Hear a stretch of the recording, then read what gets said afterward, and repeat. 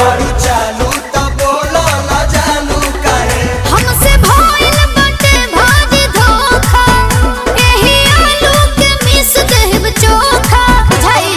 देबू नहीं खाए तो का बोला हम कमाए चितर कूट जाए अरे दिल कूट खाए दिल बूट खाए अच्छा तोहरा राजा जी के दिलावा टूट जाए